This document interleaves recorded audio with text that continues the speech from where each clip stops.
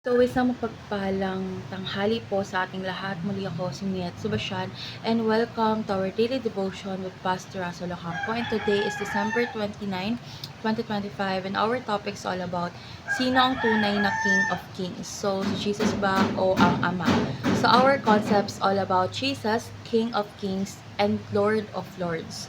So, si Jesus po ay tinawag na King of Kings at Lord of Lords dahil siya ang may pinakamataas na kapangyarihan sa lahat ng namumuno, sa lupa man o sa langit. So, ang pamumuno niya ay walang katapusan at walang sino man ang makakatalo o makakapigil sa kanyang kalooban. So, ang Ama, ang Anak at ang Espiritu Santo ay iisang Diyos na naghahari sa ganap na pagkakaisa.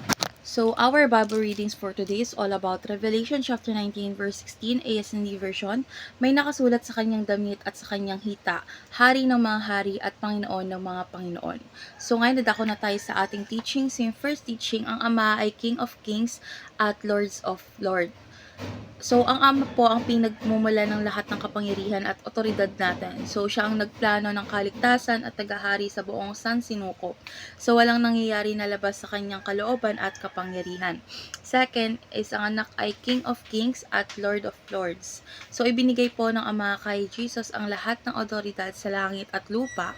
So, bilang anak ng Diyos, si Jesus Christ po ay ganap na Diyos at tunay na hari. So, ang kanyang paghahari ay ipinahayag sa kanyang kamatayan, muling pagkabuhay at muling pagbabalik.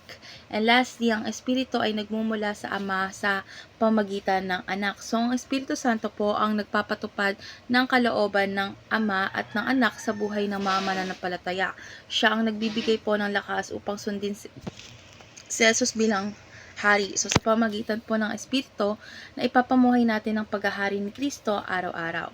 So, ngayon dadako na tayo sa ating application. So, yung first application is practice daily surrender. So, ang araw-araw nating dapat nating araw-araw nating isuko ang ating mga plano, desisyon at puso sa Diyos. Dahil yung pagsuko po ay tanda ng pagtitiwala sa kanyang pamumuno at dahil sa gantong paraan po, kinikilala natin si Jesus bilang hari ng ating buhay. Second is pursue a life ruled by King Jesus. So, piliin nating sundin ang mga utos na Jesus kaysa sa sarili nating gusto.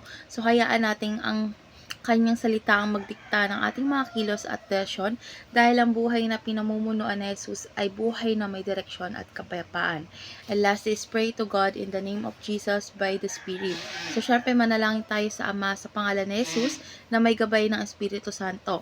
Ito yung tamang ayos na pakikipag-ugnayan sa Diyos. Sa panalangin, ipinapakita natin ang ating pagkilala sa kanyang ganap na pamumuno.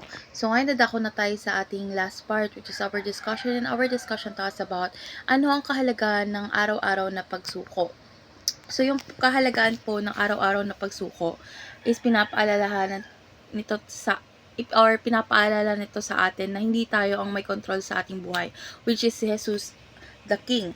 So, kapag sumusuko po tayo araw-araw, natututo tayong magtiwala sa kanyang karunungan kaysa sa ating sariling lakas. So, natutunan ko po sa devotion na ito na ang tunay na kapayapaan ay nanggagaling sa pagkilala na si Jesus ang naghahari, kaya piliin nating isuko sa kanya ang ating mga desisyon at direksyon araw-araw. So, let's pray po, Lord God. Ikaw po ang kinikilala namin na hari ng mga hari at Panginoon ng mga Panginoon. Lord God, turuan mo po kaming magsuko araw-araw at pagtiwala sa iyong kapangyarihan at pag-ibig. Lord God, tulungan mo po kaming mamuhay sa ilalim ng paghahari ni Jesus sa gabay ng Espiritu Santo. In Jesus' name we pray.